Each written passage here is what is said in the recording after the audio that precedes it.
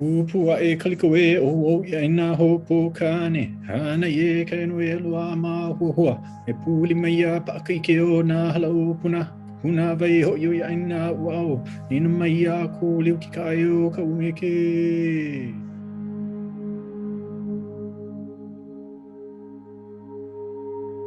I am Anita Huizar Hernandez. I am an associate professor in the Department of Spanish and Portuguese. I self-identify as Chicana. Not everyone in my family does, but I do. I am Melissa Tatum. I'm a law professor, but more than that, I'm a professor who works with graduate students. O Clint ko hiri pasalo Anderson ko inoa no hilo waikia uka hopo a maiao. Siakni Clint ko hiri pasalo Anderson. Yatesh e Bojan Luis Yunashia. I'm Nakai or Ashihi, so Mexican clan born for Saw Clan. So I'm Reed, I'm from San Francisco. Flagstaff and Window Rock. I call Arizona home. I'm one of those really fortunate folks who got to sort of come home. Kind of looking back to who I am, I've tried to trace, as far back as the perhaps roots go and find out kind of the origin stories of those places. I grew up in a suburb of Dallas, and I spent about a decade living in the state of Michigan. Originally from Puna, which is the opening oli that has kind of made up who I am.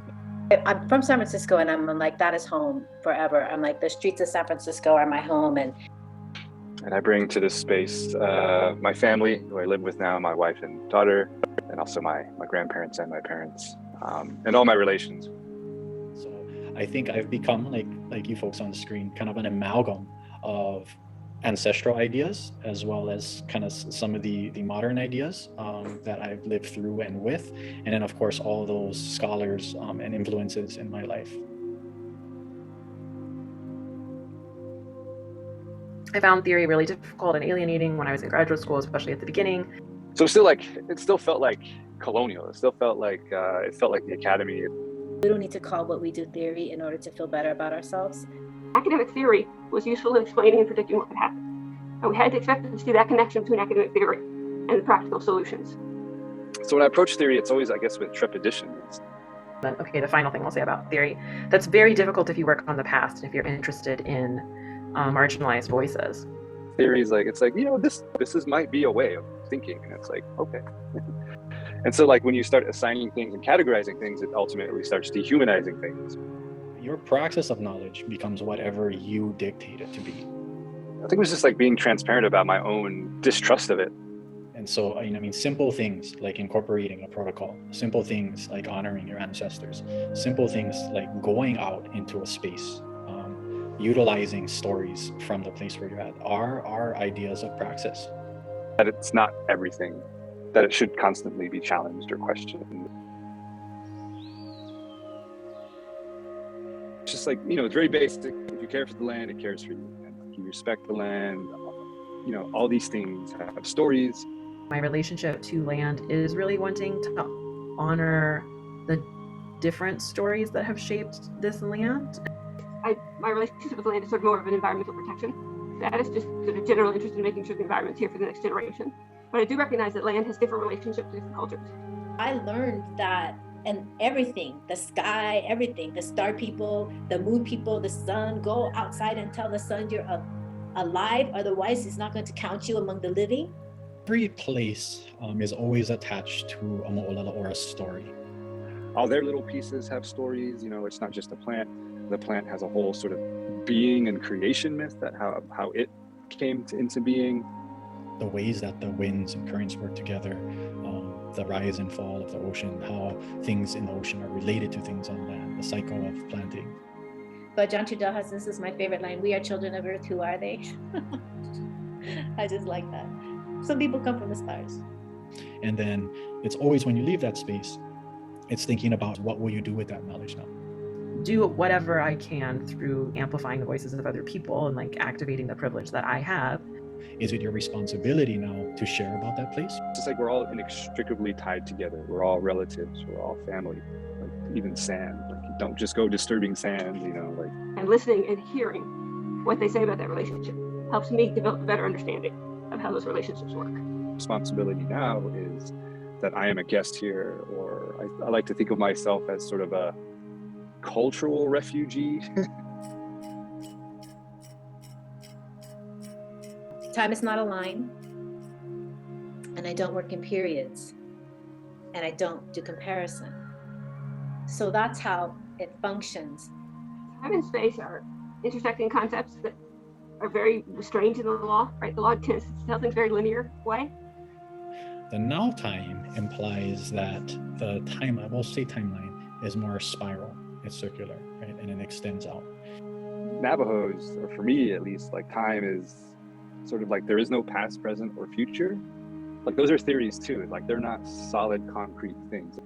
But a lot of what law happens, it seems to be, I think a lot of the linear aspect of law is an attempt to impose order and to explain things in a structured way, but it doesn't always fit comfortably. And so my life can extend up and out through that. And so there are different places and spaces that have already been inhabited. Arias Azoulay has a whole thing about potential history, that the past is a potential history and the future is a potential history too, and that everything is still changeable, changing. So I'm with that. That's how I'm doing it in my work.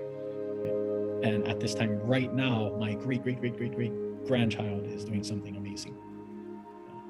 Like anything I do, any practice I engage in, any sort of decision I make, I think has like, you know, deep consequences for my ancestors. And it's like, if I forget those past teachings of my ancestors, that has a very significant effect on not only my present decision, but like my future decisions. I think it's very necessary for us to think about the way that the stories that circulate around different ideas or places end up defining and shaping those places. Stories always replicate themselves. There are patterns that continue and continue and continue. I find storytelling really urgent and necessary, and I find couching it in that way really urgent and necessary. There's a general feeling among lawyers and law faculty, right, that law is not about stories. Law is about facts and interpreting facts. The whole history of our legal system is actually built on story. All to say, Samuel Delaney talks about writing as submitting to the structures, and I think that's what story is, and people don't have a concept of that. Instead, they say you have no structure, you have no theory, instead of trying to approach what structures you are using. Why are we hearing these stories over and over, and what can we learn from them? And then how can we break certain patterns in stories? And how do we continue certain patterns in stories? So it's like, you know, story is a living embodiment of the artist. Like everything is like, what is the story, what's happening? And so the idea that there is an outside of that does not make sense to me. And so in looking at, I guess, the way we see ourselves in stories, you can look at them in specific stories or kind of the larger structures as well. And what are we gleaning from that, you know, in different phases of our life? That's what I look at place and time and space as opportunities to look for creative solutions and as ways to perhaps look at a new interpretation of things. Primo Levi's biggest concern is like, how long is it going to take before people start forgetting about this? I'm so excited about the work that is happening now and sort of the way that people are challenging boundaries and like you said, like what's accepted and what's expected. Again, recognize that you are, you know, one piece in that decentering process and an integral piece, and you're here for a reason, for sure.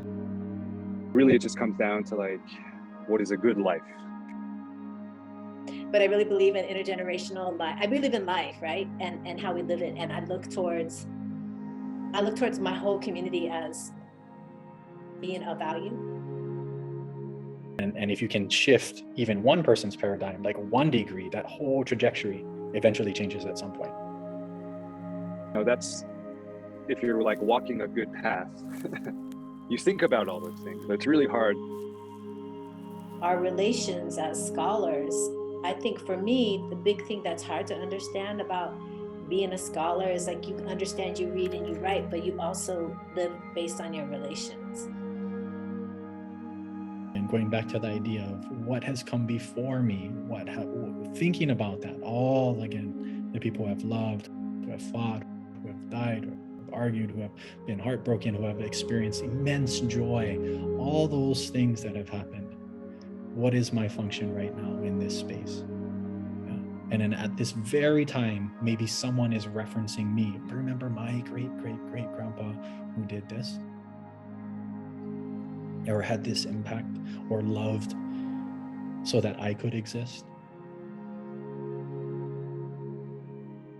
It's the idea that stories that we talked about replicate themselves. And what are you replicating?